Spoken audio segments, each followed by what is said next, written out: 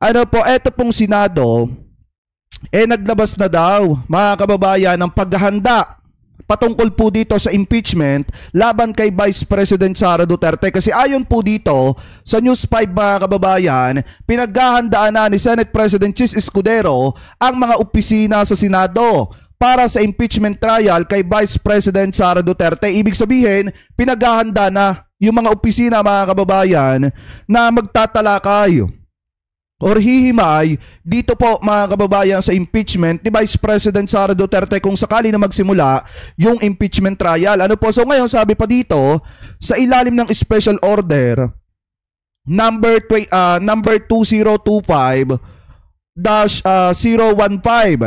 pinaoorganisa ng Escudero ang administrative support para sa Senado bilang impeachment court alinsunod sa mga rules of procedure on impeachment trial, mga kababayan. Sabi pa dito, inatasan si Senate Secretary Renato Bantog na magsilbi bilang clerk ng impeachment court na siyang mangangasiwa sa non-judicial function ng korte, mga kababayan. So ngayon, kung titingnan ninyong mabuti, ito na yung isang patunay na talagang naghahanda na or pinaghahandaan na, mga kababayan, ng Senado yung pong issue ng impeachment nitong si Vice President Sara Duterte. Kasi nga, lagi naman natin itong sinasabi, mga kababayan, kung magsisimula ng mas maaga ding matatapos, mas maganda. Pero kung magsisimula ng ng June, July, August, September o October, mga kababayan, wala pa rin problema. Kasi nga, ang mahalaga lang naman sa atin, umusad or magsimula itong impeachment trial para makita ng taong bayan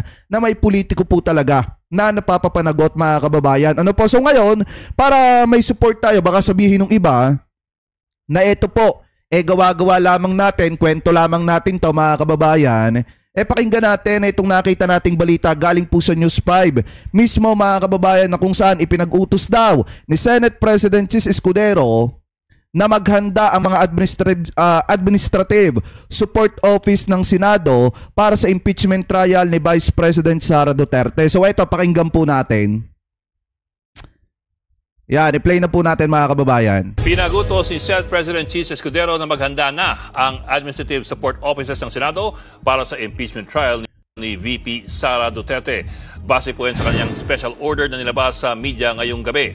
Nakasad din dito ang pagtatalaga sa Secretary of the Senate bilang Clerk of Court, habang ang Senate Legal Counsel at Secretary for Legislation naman ang tatayong mga Deputy Clerks. Naglabas din ng memo ang Administrative and Financial Service ng Senado para ipagbigay alam ang magiging budget at iba pang requirements para sa impeachment trial ni VP Sara Duterte. Matatandang kahapon lamang nang muling sabi ni Escudero na hindi urgent legislation ang impeachment ng bise. Kasi kung titingnan nyo, mga kababayan, kailangan po talaga nilang kailangan talaga nilang mag-update sa taong bayan. At ang pagkakaalam ko, parang may press briefing po ata ngayon etong si Senate President Chis Escudero, mga kababayan. And then doon sinasabi na niya kung ano ba yung possible na magiging proseso, mga kababayan, ng paghahanda po nila about po dito sa possible na impeachment trial ni Vice President Sara Duterte. So ngayon, kung titingnan po natin, siguro napapakinggan na or nakikita or naririnig na ni Senate President Chis Escudero na talagang maingay na ang taong bayan patungkol po dito sa impeachment trial ni Vice President Sara Duterte. Kasi marami na po ang nananawagan na dapat magkaroon na ng impeachment laban po dito kay Sara Duterte. Pero yung iba naman sa mga kababayan nating Pilipino sumasang-ayon din na mapa-July man yan, August o September o October, mga kababayan, ang mahalaga pa rin dyan dapat pong umusad at magsimula. Pero napakalaking bagay na po nito na nagpapaliwanag etong si Senate President, mga kababayan, about po sa magiging proseso ng impeachment trial. Ano po? Anyway, ipagpatuloy pa natin. Sabi naman kanina ni VP Sara sa isang event sa Cebu City, ipapaubayan niya sa kanyang mga abogado ang nakabinbin niyang impeachment trial. Ibili nato na sa mga abogado ang istorya sa impeachment, particularly sa defense sa ako ang impeachment, ilahaman ng trabaho o ang mga abogado po ang mas nakasabot kung unsa ang proseso sa impeachment. Ayan, mga kababayan, ang pananaw ng ating Vice President, sabi niya, ipapaubaya na daw po niya sa kanyang abogado yung pagdepensa sa kanya ano po sa kanyang impeachment mga kababayan, at yung pag-usad kung sakaling umusad na itong impeachment trial, abogado na po niya yung bahala na magdepensa po sa kanya or mag-defend dito kay Vice President Sara Duterte. So ngayon, mga kababayan, kung titingnan yung mabuti, napakaganda, napakalaking bagay nitong lumabas na balitang ito dahil at least nararamdaman ng taong bayan na umuusad or nagkakaroon mga kababayan ang Senado ng pagtingin sa panawagan ng taong bayan na dapat po talaga mapapanagot etong mga politiko na hindi marunong magpaliwanag kung saan napupunta ang pera ng mamamayan. At ang isa pa dito, nararamdaman din ng taong bayan na may hustisya pa rin talaga.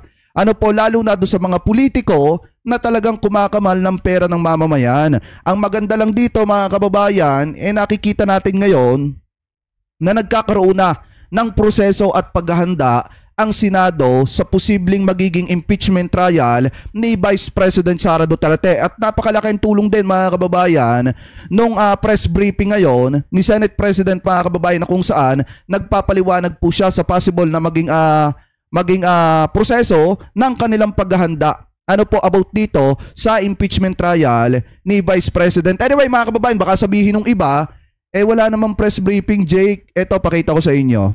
Aha. Ayan. Ito siguro kanina. Hindi, nakalive pa rin. Ito. How can it be an all-senator caucus when some are traveling? Ito, pakinggan natin Gustong mag-question, mangyayari na talaga na gusto inyo nitong mga nagdangling. Parang nakatingin sa akin siya, no? Sir, anong galaw din sa impeachment? Kasi since may pinalabas kayong special order, mas mapapaaga po ba? Hindi, ganun pa rin.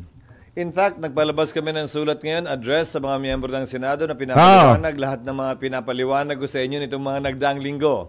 We simply reduced it in writing, informing them among others of the position taken by the Senate President as part of my job to take proper order of the subject of impeachment in accordance with our rules right now.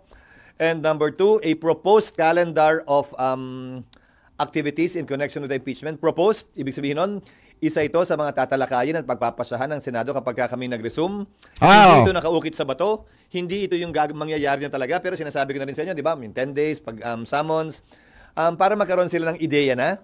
At nang habang recess ay matimbang na nila kung ano talaga yung gusto nila at anong magiging pasya ng mas nakararami kaugnay niyan. Pangatlo, kasi kung titingnan nyo mga kababayan, pag dumating na yung oras or takdang oras ng impeachment trial, hindi na pwedeng magdahilan yung kampo ni Sara Duterte na hindi nila napaghandaan, hindi nila nabasa yung article of impeachment mga kababayan at hindi nila nagawan ng paghahanda etong impeachment trial mga kababayan. And then hindi din pwedeng sabihin ng mga prosecutor na titindig mga kababayan na hindi rin nila napaghandaan yung kanilang depensa kasi napakahabang panahon ng July mga kababayan or June, July. Napakahabang panahon, ilang buwan pa yung itatagal bago umusad itong impeachment trial. Kaya kung sakaling umusad man ito ng July, hindi na pwedeng magdahilan ang kampo ni Sara na hindi nila nabasa yung article of impeachment at hindi nila pwedeng sabihin na hindi sila nakapaghanda. Ano po kasi sobrang haba na ng panahon na ibinigay na palugit po sa kanila para sa kanilang paghahanda. Ano po, ipagpatuloy pa natin. Nabuti namin na bigyan ng kopya nitong mga bagay na ito, yung sulat sa mga senador, yung calendar of activities, at gayon din yung special order na iniso ko na inaasahan ang iba't ibang opisina dito sa Senado ng mga magiging papel nila kaugnay ng impeachment kapag nangyari na nga yan. Lahat yan pinagbigay alam din namin sa Kamara sa pamamagitan ni Speaker Martin Romualdez at sa nasasakdal kay Vice President Sara Duterte para sa kanilang impormasyon, reference at kaalaman sa interes ng pagiging transparent. Dahil lahat na nasa doon, pinag-usapan na natin at hindi naman bago at hindi sikreto. Kaya lang, minabuti na namin isulat yon at gawing formal para kung may gustong mag-question, may gustong mag-akyat sa korte, ika nga, pwede nilang gawin yan ngayon pa lamang para pag nagsimula ay tuloy-tuloy na talaga. Oo, wala nang hadlang pa. Summary lang sir ng mga gawain ng mga iba't ibang office sa Senate, like yung report. Hindi ko na maalala yun. Igano mo na lang yung sulat. Hindi ko nga maalala kasi sila lang naman yung gumawa nung kinopy lang nila yung dati.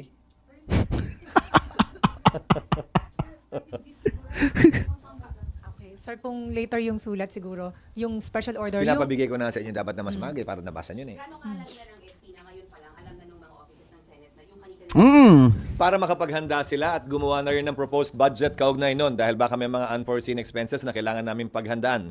Ulitin ko, bahagi ito ng tinatawag nating quote, taking proper order of the subject of impeachment sa panig at parte ng Senate President na nakapaloob sa Section 1 ng Rules on Impeachment ng Senate.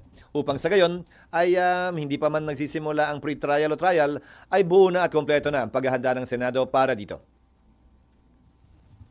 Tsaka mga kababayan, eto ha, take note, dun sa mga magpa-file ng petition pa dyan, lubos-lubusin nyo na ngayon habang hindi pa umuusad yung impeachment trial. Kasi pag umusad na yung impeachment trial, dire-diretso na po ito, mga kababayan, kasi mahabang panahon na yung ibinigay sa kanila. Kaya nga kung titingnan nyo, di ba, yung ginagawa nung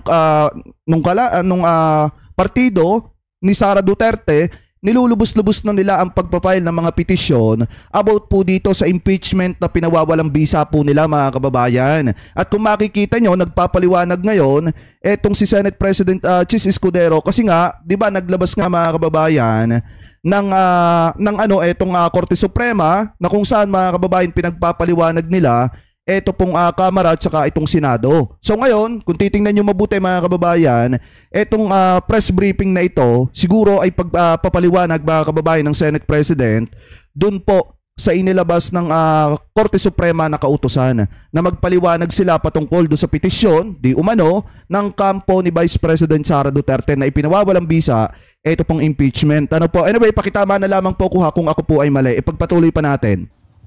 Pwede, ano yung nakakalendaryo? Ano yung sa kalendar, sir? Nakalimutan Pero para, sir, may audio kami. Okay. Ito rin yung sinasabi ko sa inyo noon pa, but ulitin ko, proposed calendar of activities ito. At hindi ito nakaukit sa bato. So, June 2, resumption of session, presentation ng articles of impeachment by the prosecutors. Isang bagay na nasaad sa aming rules at sa rules ng Estados Unidos kung saan kinopya ang rules on impeachment. In other words, babasahin man lamang yung mga allegations sa plenaryo para formally ay maging parte ng records ng Senado ito. Approval ng rules dapat magawa na rin namin ng June 2. Again, more or less, depende kung gaano kahaba ang debate. June 3, pwedeng mag-oath taking na ang mga senador bilang judges. Mauuna mag-oath taking ang presiding officer at yung presiding officer magpapa-oath sa mga senator judges. Pwede na rin pagkasunduan doon ang pag-issue ng summons na pwedeng ma-issue by June 4. From June 14 to 24, palitan ng pleadings yan sa magkabilang panig. At roughly from June 24 to July 25, yung pre-trial. Dahil sang-ayon sa Rules of Court, kung maalala nyo, sa mahaba natin at ilang ulit ng usapan at kwentuhan tungkol dito, nakalagay sa Rules of Court, dapat iset ang pre-trial not more than 1 month from the time the last pleading is filed by either party. So, tamang-tama lang. By July 28, magre-resume na ang Kongreso. Siyempre, wala tayong magagawa sa unang araw. July 29, inaasahan namin na susumpa ang 12 bagong senador na magiging bahagi ng 20th Congress. Maliban dun sa unang 12 kami na sumumpa na, hindi naman na kailangan sumumpa pang uli. At inaasahan namin na sa susunod na araw, July 30, kung yan ang mapagkakasunduan ng mayoriya, ay magsisimula na ang paglilitis o presentation of evidence. O di, by August pa, no, mga kababayan, by August pa yung talagang pinaka-trial. Yung umpisa ng pinaka-trial nitong impeachment ni Vice President Sara Duterte. Ang habang panahon na nun, kung tutuusin, mga kababayan. Pero kahit sabi ko nga sa inyo kahapon, and then doon sa mga live natin, mga kababayan, kahit umabot pa yan ng October, ang mahalaga dapat umusad. Di ba, mga kababayan? Yun lang naman eh. Ang mahalaga dapat umusad at makita ng taong bayan na talagang may hustisya pa rin. Ano po, ipagpatuloy pa natin. Silly question, pero yung mga senador na hindi natatawid sa next Congress, kasama pa rin sila mag-oath sa June? Na hindi na I mean, mag-oath kailan? Sa June, sir, before you adjourn. Hindi na. Sila'y bahagi pa rin ng 19th Congress. Lahat ng senador ng 19th kasama pa rin Congress ay mag-oath. Dahil ang termino nila ay matatapos sa June 30 pa lamang. Ano man ang mangyari dun sa 7 reeleksyonista kaugnay ng darating na eleksyon. Hindi kayang baguhin nun na ang termino nila ay hanggang June 30, 2025. So kung July 30 yung likely na pag-trial, kailan, sir, mangyayari yung pag-open ng impeachment court? I mean, yung magkukonvene kayo as impeachment court? Kasi after the oath, sir, magkukonvene na kayo sa impeachment court? Dalawa nga yun eh. June 30, anong June 30? July 30 yung trial. Magsisimula.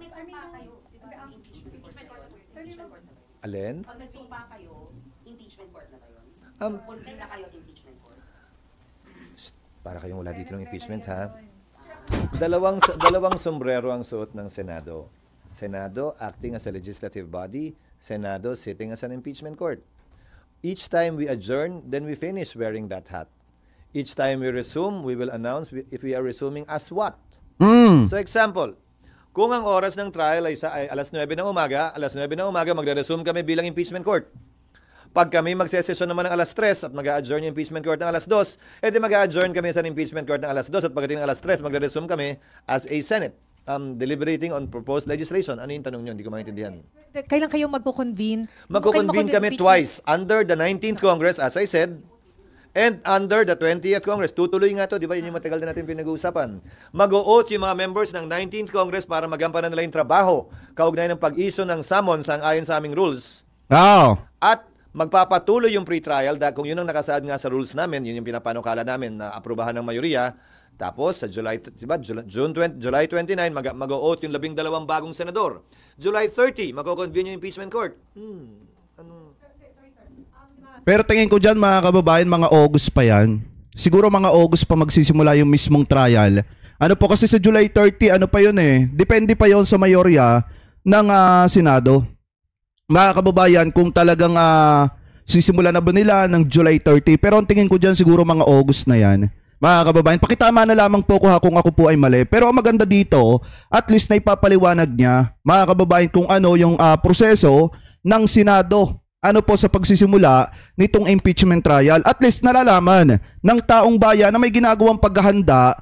Ito pong Senado mga kababayan dito po sa impeachment ni Vice President Sara Duterte. Kasi ang akala kasi ng marami sa mga kababayan Pilipino po natin, pinatutulog na lang sa Senado yung article of impeachment mga kababayan na nasa kamay na naman ng Senado. Di ba nga kahapon napag-usapan din natin yung naging pahayag ni Atty. Claire na hindi pwede mga kababayan na ang presidente ang unang magpapatawag or unang magsisimula ng special session about po dito sa impeachment ni Vice President Sara Duterte. Ang kailangan po talaga na mag-request dyan ay walang iba mga kababayan kung hindi ang Senate President, ang Senado, kasi nasa kamay na po nila yung bola, ika nga mga kababayan, yung article of impeachment at nasa sa kanila na lamang po kung paano nila ito tatrabahuin. Pero at least ang mahalaga ngayon ay ipapaliwanag niya kung ano yung ginagawa nilang proseso. Ano po mga kababayan? So siguro ikat na natin dito at nalaman na naman natin mga kababayan kung ano ba talaga yung possible